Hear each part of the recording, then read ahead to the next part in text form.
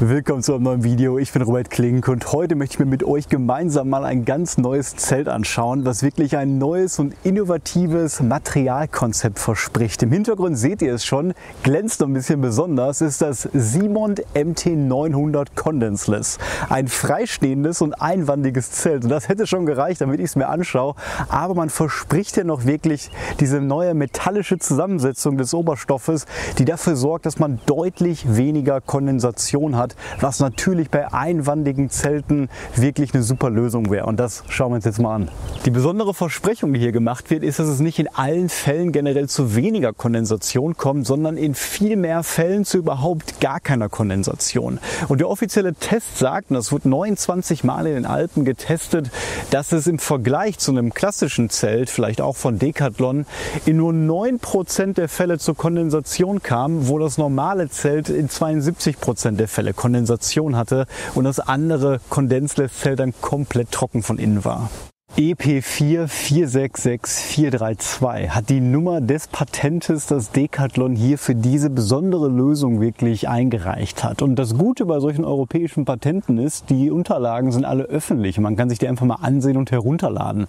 Und ich habe mich halt gefragt, was ist hier wirklich an diesem Material das Besondere? Und nicht das Material ist neu, sondern die Beschichtung. Man hat hier erstmal eine ganz klassische Membran eingebaut, die man auch von anderen, regendichten Kleidungsstücken zum Beispiel kennt. Also eine Membran, die Dampf durchlässt, aber Wasser wirklich in flüssiger Form von außen nicht wieder reinlässt. Das ist nichts Neues, aber was Neues ist, dass Decathlon hier wirklich eine Metallbeschichtung dann noch hinzugefügt hat. Und die Metallbeschichtung sorgt dafür, dass die Temperatur des Zeltstoffes immer ein bisschen höher ist, als sie eigentlich im Normalfall wäre. Und das sorgt dafür, dass der Taupunkt quasi eingehalten wird und der Wasserdampf nicht kondensieren kann und damit nicht wirklich flüssig von innen an einem Innenzelt hängt. Es gibt 3 Arten von Wärmeübertragungen und die Wärmestrahlung ist eben genau diese, die durch die Metallbeschichtung hier wirklich reduziert werden soll, damit die Temperatur der Zeltwand erhöht wird. Das ist alles ein bisschen komplizierter und wird genau in dem Patent wirklich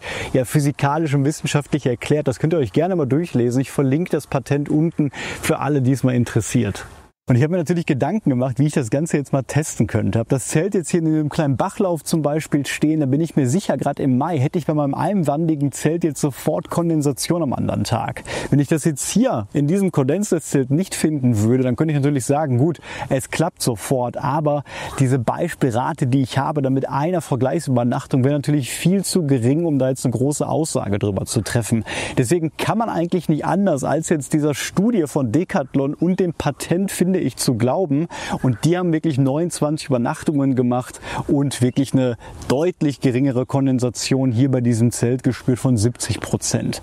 Die Trekking-Freunde, schöne Grüße, haben auf ihrem YouTube-Kanal das Ganze mal neben dem Naturehide Wig aufgebaut und tatsächlich war es jetzt in diesem Beispiel so, dass dann das Condenseless gar kein Kondenswasser hatte und das Naturehide Wig wie gewohnt auch richtig viel. Und das würde dann im Optimalfall natürlich dafür sorgen, dass wir keine zweite Zeltwand, also kein Innenzelt mehr brauchen. Ich selber verwende eigentlich nie doppelwandige Zelte und lieber einwandige Zelte. Das sorgt natürlich gerade im Ultraleichtbereich für viel weniger Gewicht, einen viel einfacheren Aufbau, mehr Platz auch drin, weil wir keine zweite Schicht brauchen und generell viel weniger Einzelteile, um die man sich kümmern muss und die kaputt gehen könnten. Aber natürlich ist dann Kondensation ein Thema und da gibt es verschiedene Mittel, wie man das ausgleichen kann. Bei meinem Tartan Rainbow zum Beispiel ist es einerseits die Größe des Zeltes. Das heißt, ich habe immer noch am Kopfbereich und am Fußraum und auch generell mit meinen Armen Platz, sodass ich sehr selten wirklich die Zeltwand berühre. Und nur wenn ich aus Versehen mal da drankomme, vielleicht einen nassen Ellenbogen bekomme und das Wasser sonst runtertropft. Und ansonsten benutze ich natürlich synthetische Materialien. Statt einen Downschlafsack eher einen synthetischen Quill zum Beispiel. Und auch die Kleidung, die ich anhabe, kommt sehr gut mit Wasser zurecht. Aber sollte das Zelt natürlich jetzt viel weniger Kondensation haben und das Problem generell lösen, hätte man natürlich das Beste aus beiden Welten und kann sich da natürlich Gewicht und viele Einzelteile sparen, ohne irgendwie Angst haben zu müssen, dass doch mal im Zelt alles nass wird. Ich versuche auf meinem Kanal gerade jede Woche ein Video über Packlisten, Ausrüstung und dem Tracking generell für euch kostenlos hier bereitzustellen. Solltest du gerade meinen Kanal noch nicht abonniert haben, würde es mir wirklich unglaublich damit weiterhelfen, das jetzt einmal zu tun, sodass ich in Zukunft noch weitere spannendere Themen rund um unser gemeinsames Hobby beleuchten kann. Vielen Dank. Ja, und freistehend, wie man man sieht, ist es nicht ganz. Also da muss man echt unterscheiden. Das ist ein semi-freistehendes Zelt. Ich muss hier nicht nur vorne wirklich die Apsiden abspannen, sondern auch an der einen Seite haben wir nur eine Stange, auf der anderen zwei, wirklich ein Y-Teil. Das heißt, auch hier muss ich die Ecken wirklich befestigen. Ich kann mir das aber sparen, wenn ich zum Beispiel sage, ich möchte nur auf einem Trekking-Plateau oder eine Schutzhütte übernachten. Dann habe ich es mal getestet, reicht es auch aus, wenn man die Apsiden wirklich frei lässt. Die kann man zum Glück beide einzeln hochkrempeln und dann steht das Zelt zum Beispiel in der Schutzhütte, man hat dennoch einen Mückenschutz. Ja, ihr seht schon, wie breit dieses Zelt hier ist. Ich habe nämlich die 2-Personen-Variante des Condenseless gerade hier. Die 1-Personen-Variante soll noch kommen und die 2-Personen-Variante wiegt jetzt gerade mit allen mitgerechnet. Bei Decathlon ist es immer auch mit den Packsäcken und Heringen dabei 1550 Gramm. Die 1-Personen-Variante soll ungefähr 300 Gramm weniger kosten. Ich hoffe natürlich auch hier, dass man einige Dinge wieder weglassen kann, vielleicht sogar modifizieren kann, um dann in der 1-Personen-Variante knapp über 1 Kilo zu landen. Der Preis dafür ist 369 € und damit würde ich sagen im Mittelfeld. Es ist nicht komplett ultraleicht, jetzt in der 2-Personen-Variante knapp für 1,5 Kilo. Wenn man es mit anderen ähnlichen Zelten vergleicht, wie dem MSR Huber NX zum Beispiel, da liegen wir preislich bei etwa 550 €, haben dafür eine richtige Doppelwand, sind nur ein bisschen schwerer. Der bessere Vergleich wäre da vielleicht das X-Dome von Dörsten noch. Da kam jetzt auch die 2-Personen-Variante raus und da spart man sich dann 250 Gramm, liegt preislich natürlich auch drüber, hat da aber zum Beispiel Carbonstangen statt Aluminium und eine richtige Doppelwand. Von daher würde ich sagen, ist der Deal nicht allzu schlecht, wenn natürlich dieses Prinzip mit dem Kondens wirklich funktioniert. Und egal wie technisch jetzt hier der Außenstoff ist, ich bin mir sicher, die Farbe wird mir dann nicht viel gefallen. Ich hatte ja auch schon die anderen Decathlon-Zelte vorgestellt, die auch weiß waren und auch das hier ist jetzt nicht nur in dem Weiß, sondern glänzt auch noch, als wenn es irgendwie vom Mond kommt. Das muss man mögen. Ich kann schon mal das Feedback sagen, dass ich hier gerade sehr viele Insekten an diesem Spot habe und die bei Kontakt mit dieser Oberfläche anscheinend sterben. Ich weiß nicht, ob das am Metall liegt, aber es ist mir direkt jetzt hier aufgefallen. Hätte ich die Wahl, würde ich natürlich auch lieber ein Olivgrün oder einen Braunton bevorzugen. Ich persönlich habe nichts gegen auffällige und helle Zelte, muss das aber auch nicht haben. Ich denke mal bei Simont, da kommt man natürlich hier aus dem Bergsport. Simont war früher auch eine eigenständige Outdoor-Firma, die irgendwann von Decathlon übernommen wurde und das ist so ein bisschen natürlich eine Kritik vielleicht, dass man bei Simont eher so ein bisschen noch dieses Bergsport im Gedanken hat. Und wir beim Ultraleicht-Tracking oder beim Weitwandern und Fernwandern, gerade in Deutschland und Europa, sind natürlich auch mal in den Bergen und Alpen unterwegs, aber nicht nur. Und da spielt es natürlich, gerade wenn man sich ein bisschen versteckter aufhalten möchte, natürlich auch das ganze Tarnen und die grüne Farbe zum Beispiel auch eine Rolle. Deswegen wäre es in Zukunft natürlich schön, wenn Decathlon da auch mal andere Farben anbieten würde. Hier drin ist auf jeden Fall sehr gemütlich und absolut windstill. Man fühlt sich eigentlich hier wie in einem richtigen doppelwandigen Zelt. Und es liegt einerseits daran, dass der Außenstoff, finde ich, sehr, sehr blickdicht ist, mit 20D jetzt auch ein bisschen dicker ist, plus diese Metallbeschichtung. Und wir haben hier überhaupt keine Lücke zwischen, ich sag mal, dem Außenzelt und der Bodenplan. Es ist quasi ein Stück.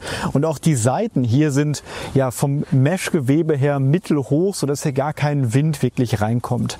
Der Bodenstoff ist noch ein bisschen dicker, 40D, und hier soll man eine Wassersäule von 5000 bis 3000 Millimeter auf jeden Fall mindestens haben, was natürlich voll ausreicht. Und da das Ganze jetzt wirklich so dicht abgeschottet ist und komplett freistehend ist, traue ich diesem Zelt auch mit dem Schnitt wirklich einiges an Sturmrobustheit zu. Decathlon testet alle Zelte auch immer in einem Windkanal und letztes Mal war 70 Kilometer die Stunde, die das Zelt ausgehalten hat. Das ist bei diesem Modell hier genau gleich, aber Achtung, da ist die Orientierung wirklich entscheidend. Wenn man es falsch orientiert, also die windschwache Seite wirklich zum Wind orientiert, hat es nur 50 km/h. Das wäre schon ein bisschen weniger, deswegen sollte man da auf jeden Fall aufpassen. Ansonsten, die Größe ist, würde ich sagen, von der Länge her eher klein. Also hier bin ich schon darauf angewiesen, muss ich sagen, dass das mit der Kondensation dann auch so funktionieren würde. Von der Breite für eine Person natürlich klar ein Palast, aber ich meine, ich hätte was von 60 cm dann pro Person gelesen. Das ist schon so das Mindestmaß, was hier auf jeden Fall Fall gegeben ist. Was auch klein ist die Höhe auf jeden Fall. Hier haben wir jetzt genau 1 Meter. Könnte natürlich auch ein bisschen mehr sein, sorgt dann natürlich aber auch für Sturmrobustheit. Cool ist, das seht ihr jetzt gerade nicht, ich zeige es gleich nochmal, hier oben ist eine kleine Leine dran, wo ich auch im Prinzip jetzt ein paar Sachen dranhängen könnte zum Trocknen. Ansonsten ist die Verarbeitung natürlich Decathlon typisch wirklich sehr, sehr hochwertig. Wir haben 3 Fenster, eins hier vor Kopf und 2 an diesen oberen Seiten. Das sollte schon für gute Belüftung sorgen. Ihr seht schon, der Windschutz geht bis zur Hälfte hoch und an beiden Seiten haben wir hier auch Taschen und verschiedene Clips, um das Ganze natürlich hier einzurollen. Leider nicht magnetisch, das ist ein bisschen doof, wenn man es von innen dann lösen will. Da finde ich Magnete persönlich immer ein bisschen besser. Der Zellaufbau ist durch die einfache Konstruktion natürlich absolut rasant. Man legt das Zell einfach aus, steckt die 3 Punkte der Zellstangen rein, klippt an verschiedenen Stellen wirklich nur die Haken rein und schon steht das Ganze. Man braucht dann 4 Heringe zwangsläufig, um die beiden Apsiden und die jeweiligen Ecken wirklich abzustecken, wo nur die eine Stange ist, aber dann steht das Ganze. Kein Innenzelt, was noch befestigt werden muss, kein Trackingstock, der abgespannt werden muss. Das ist der Vorteil bei so einem freistehenden Zelt. Aber dennoch blicke ich mit gemischten Gefühlen auf das Zelt, denn entweder ist es mir zu schwer oder es ist mir zu teuer. Es ist irgendwie so ein Mittelding, was jetzt sich nicht wirklich auszeichnet, bis im Prinzip auf der Funktionalität keine Kondensation oder viel weniger Kondensation zu haben. Aber danach hat so ziemlich keiner gerade wirklich gefragt. Das ist natürlich sehr gut zu haben, aber wenn dann die anderen Punkte ein bisschen schlechter sind, würde man vielleicht doch dann lieber zu einem günstigeren Zelt oder zu einem noch teureren, was dann aber deutlich günstiger ist, greifen. Wenn man sich zum Beispiel das Naturehike Vic 2 anguckt, 150 €, da hat man dasselbe Gewicht und auch eine einwandige Konstruktion und da hat man wirklich ein völlig freistehendes Zelt. Ein großer Kritikpunkt ist wirklich, dass man nicht an beiden Seiten die Y-Konstruktion gewählt hat und es so dann wirklich noch extra mit 2 zusätzlichen Heringen abspannen muss. Und das große Upgrade, das X-Dome 2 von Durston, ist natürlich vollends freistehend. Da braucht man gar keine Heringe mehr, hat eine native Doppelwand und auch wirklich Carbonstangen, ist auch noch leichter, aber natürlich teurer. Das würde vielleicht das MSC Huber NX, wie gesagt, schon schlagen, da man hier dann wirklich nur die eine Zeltwand hat und da dann auf jeden Fall auf der günstigeren Seite ist.